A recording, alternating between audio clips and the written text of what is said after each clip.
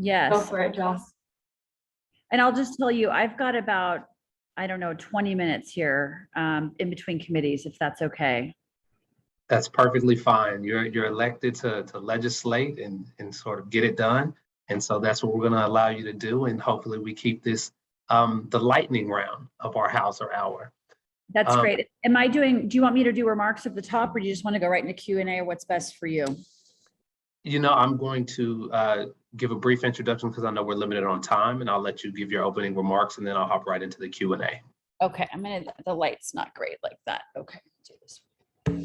Okay, so I'll probably just do like 5 minutes of remarks, and then we can do Q&A, something like that, so that. It's perfect. Okay. All right, so thank you everybody for joining. Thank you for your patience. We have Assemblymember Buffy Wicks representing out of Oakland, representing some of the cities in the East Bay, including Oakland, Richmond, City of Berkeley. Very strong housing advocate, very focused on that. Released a bill today, this morning, that I'm going to allow her to speak on a little bit. But in keeping this brief and saving the introduction for the Assembly member herself, I'm going to pass the mic to her to give her opening remarks, and then we're going to hop into our Q&A. Great. Well, I just so appreciate you allowing me to be here today. I really appreciate being here with you all. And I apologize. It's kind of a crazy day. In addition to the housing stuff, I'm being greeted by the trucker convoy out there and all the anti-abortion people because they don't like my approach bill. So anyways, it's just a day in the life, right, of being a legislator here in California. But, I got named chair in December. I've really hit the ground running with great committee staff and trying to fill David Chu's shoes as best I can. But I'm just laser focused on trying to solve this problem and laser focused on trying to really deal with all the third rail intractable conflicts that prevent us from actually building housing. So definitely jumping into the deep end quickly. There's two main things I'm working on right now that I think will be of interest to this group, plus a lot of other things that are out there. But I'm happy to take questions on. But essentially, the two, I think, bigger ticket items that I'm personally running, working with my colleagues, working with the speaker, working with the Senate and the governor's office and others on is, one, we're doing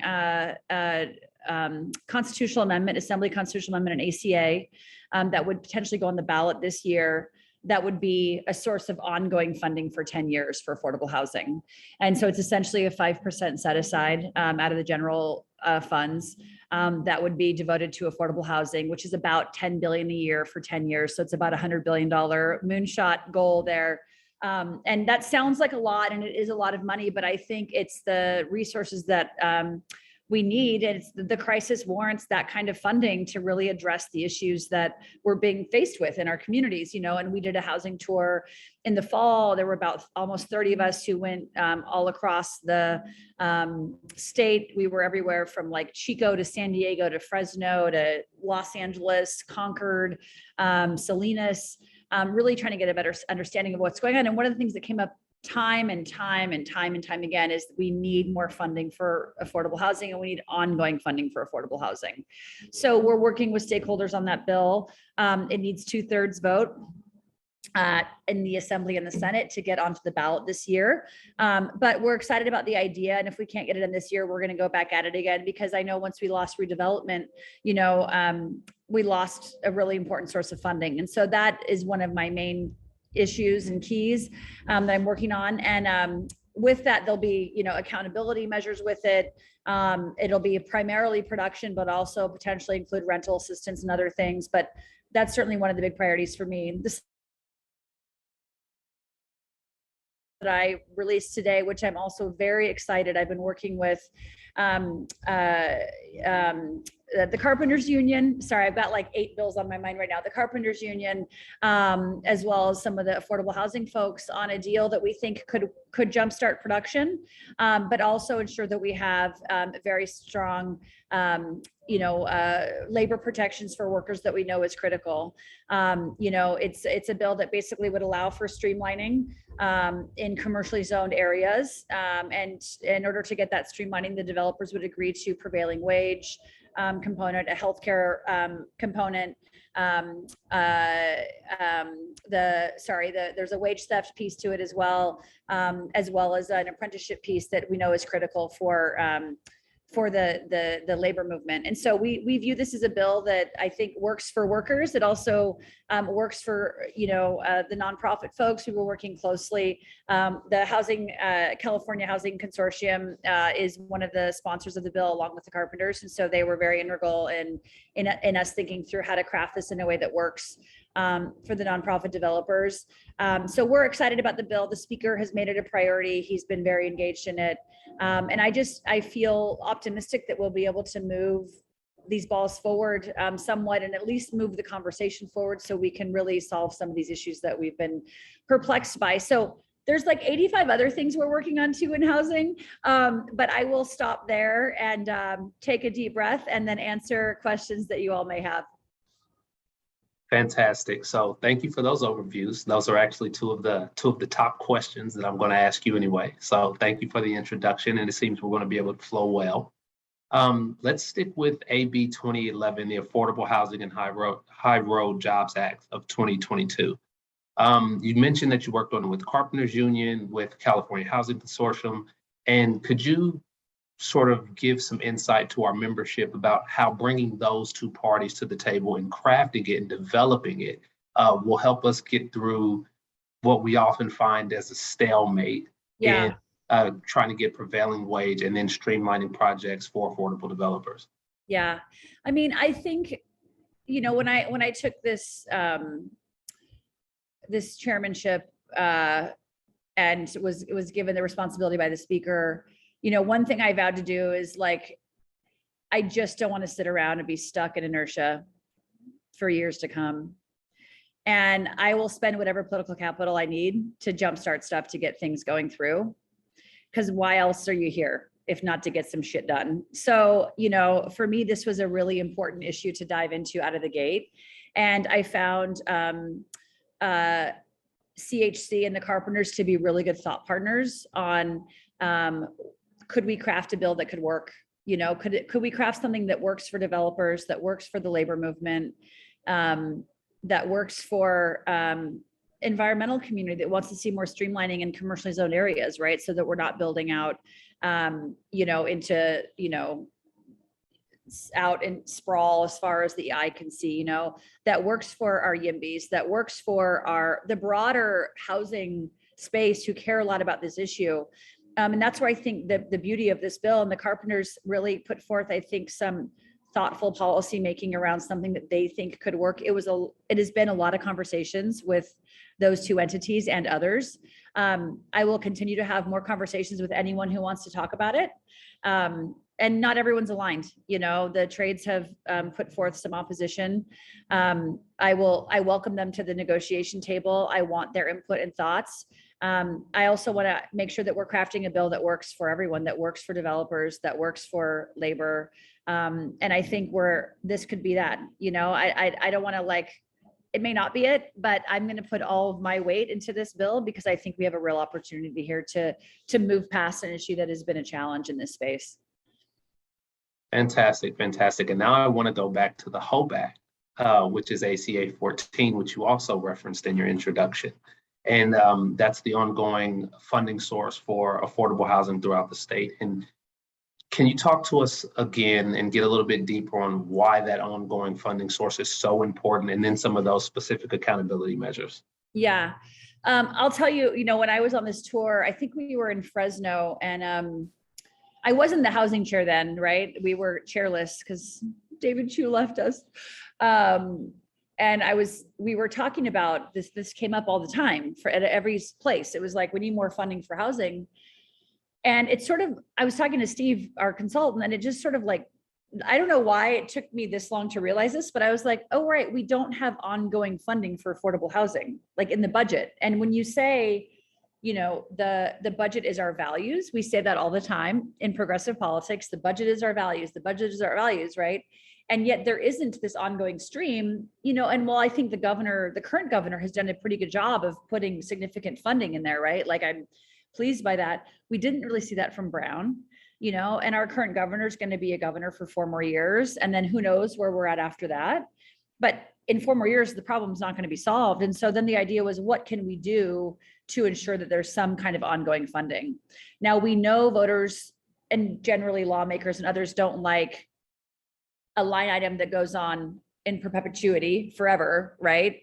But we were starting to work with, folks in the space to say, what if we did kind of a mini Prop 98 almost, right? That was a 10-year window, significant funding. We could count on it. We knew it would come. We could plan around it. We could figure out what we needed. Let's do it and let's put it out there. So that was the idea. We did know that we wanted to make sure we had, to your question on accountability measures, that was going to be really important, because when you're going to taxpayers and saying, we want to spend money on this, they want to see an ROI. They want to see a rate of return here and making sure that what we're doing is working. And so that's why I think that accountability, and so do my colleagues, right? They want to be able to say, we know this money did this thing, it produced this many homes. We know that it housed this many folks who were previously unhoused, et cetera. So those accountability measures, we're still figuring out exactly what that is, but we know that's important. We know the coordination around funding is also very critical. And finally, I think just looking at the politics of it, housing and homelessness, at least for the last 6 or 7 years, is the number one issue. And will I think continue to be until we solve the problem. And so I think for this ACA in particular, it's not a tax increase. So we're not saying, hey, taxpayers, we want to take some more of your money and put it towards housing. We're saying we want to take pre-existing funds and make sure we're spending it on housing, that we value that as a priority in this state and that it's bubbled up to this level of importance. And I think voters will respond well to that. So we just have to get it through the legislature. So we need to convince 53 of my friends here in the assembly that it's a good idea. So tell your assembly members and your senators and 2/3 of the Senate, and then we can get it on the ballot.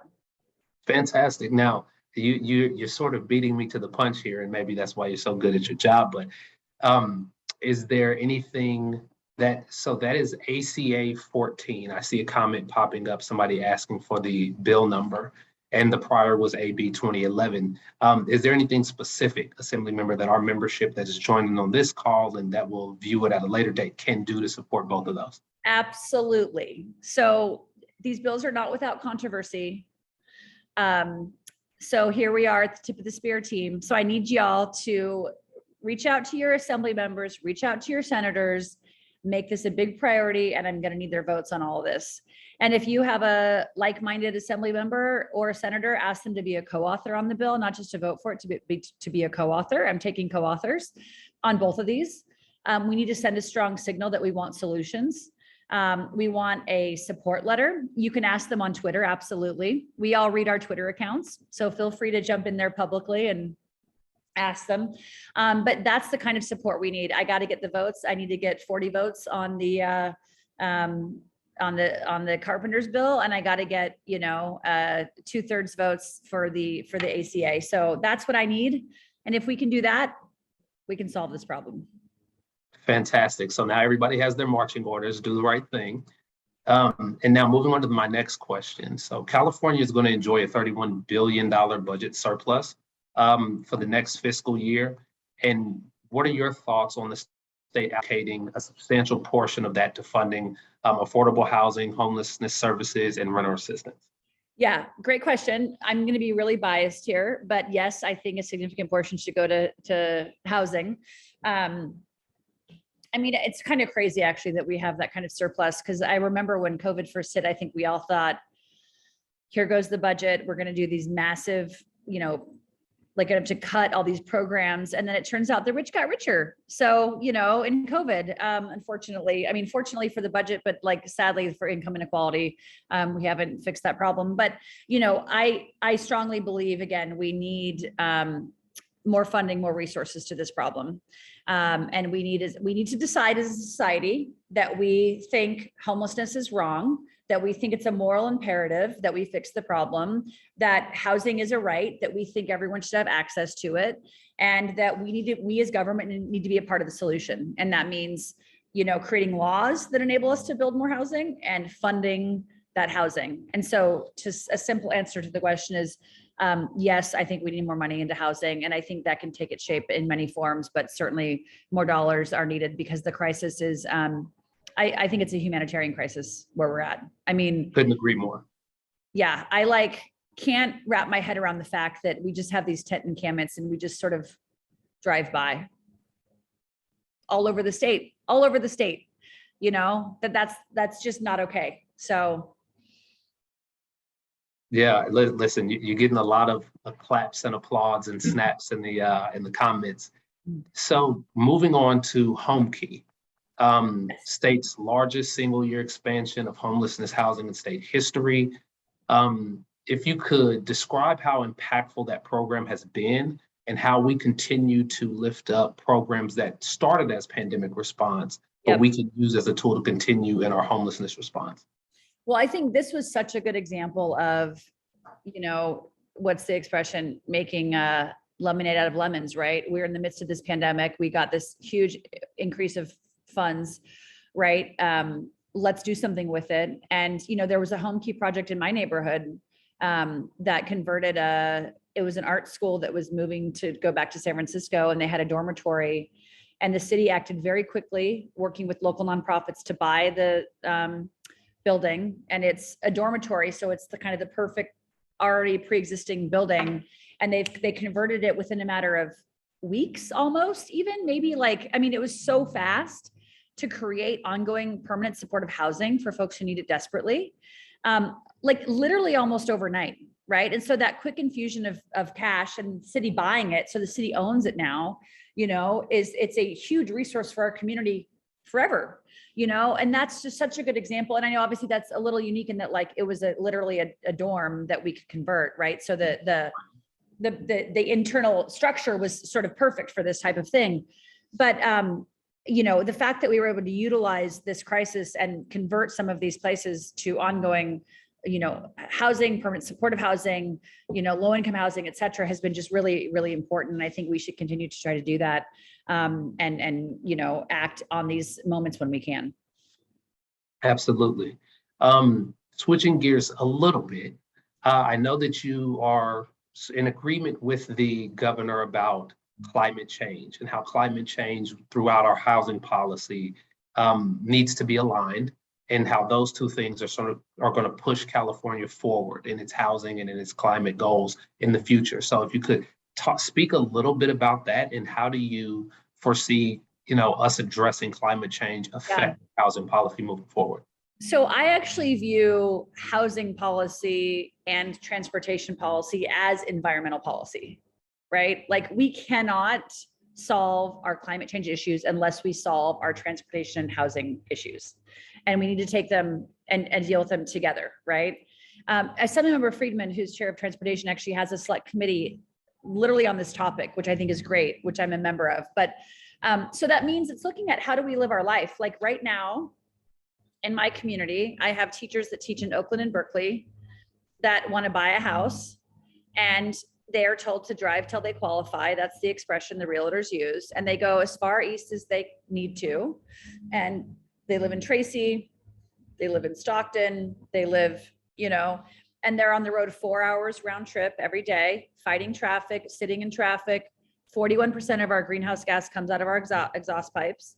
It's a terrible quality of life for them, many of whom were born and raised in Oakland, but can't afford to live there anymore. So they're living somewhere else and teaching where they grew up, but they can't live in that community anymore. This does not make any sense to me. This is not how this is supposed to work, right? And so what that means is more infill development, streamlining housing so we can do that, more low income, obviously, but also more missing middle, and tackling some of the issues that prevent missing middle housing. We do have an obvious supply issue. And so that's why the housing production and the streamlining work is so critically important. At honestly all levels, we have to do more streamlining and more housing production. So there's not one thing that's going to solve this problem, but we have to build more homes. But that also means then more investments in our public transportation. I have another bill that hopefully gets passed that actually is going to create a bus lane on the Bay Bridge during rush hour, because right now there isn't one. And people don't really want, it hasn't been as big of a deal because of COVID, but people are starting to go back to the office, right? They don't want to sit on the Bay Bridge. Fortunately, hopefully people start working from home more, but there's still service sector workers who, what are they supposed to do, right?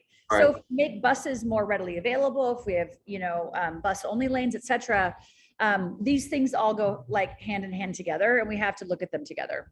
And by the way, the last thing I'll say is I'm glad to see that the governor's last budget proposal most recently talked about these issues together, which I think was important. Of course. You cannot address one without addressing the other. Couldn't agree more there. So two-part question, and I assume your staff's looking at your time. Fantastic. Yeah. So when it comes to housing innovation, new housing models, whether it's social housing or otherwise, what innovations do you think that as a state we should look at adopting and look at strengthening and pushing forward to get after the housing challenge? I mean, it's a good question. I'm like right now, like a bit of an all of the above strategy in terms of what are the innovative things. We're looking at like prefabs, we're looking at social housing, we're looking at like, just give me the ideas, right? Like, let's look at the ideas. But I also think we have some like intractable conflicts we have to address that like are going to be really paramount to solving, which are some of the bills we talked about today, right? If we can kind of get through some of these bigger kind of structural issues that have prevented us, that's going to help. But plus, like, yes to all of the above. And like, let's look at what those ideas are and what we can do to be more creative and have more solution. But I do think fundamentally it's going to come down to streamlining production, doing what we can there, funding for ongoing, affordable housing production, et cetera. And where we can, bring more innovation into those conversations. I am ready, willing, and able. And I will tell you, just in closing, like, I'm not an ideologue. I just, as I mentioned, want to get some shit done, which someone I think thought that was funny, but I do cuss like a sailor. So you're gonna have to deal with that. But I just want us to fix this problem. And I need your all's help in that. And I appreciate you guys are the experts in this space. I'm just like a dumb politician. So I need your ideas and your thoughts and your energy and all the stuff that you do here to help us solve this problem together. Listen, thank you so much, Assemblymember, for joining. I know your time was limited. We really, really appreciate it. And everyone, we will not have Q&A because the Assemblymember's got to get back to work. But this I got to go to my abortion bill now, which is going to be like a doozy. So the housing is the easy issue, apparently. Who knew? Yeah. Well, take care. Good luck. And thank you again. We really, really appreciate it. Thank you guys. Thank you guys very much.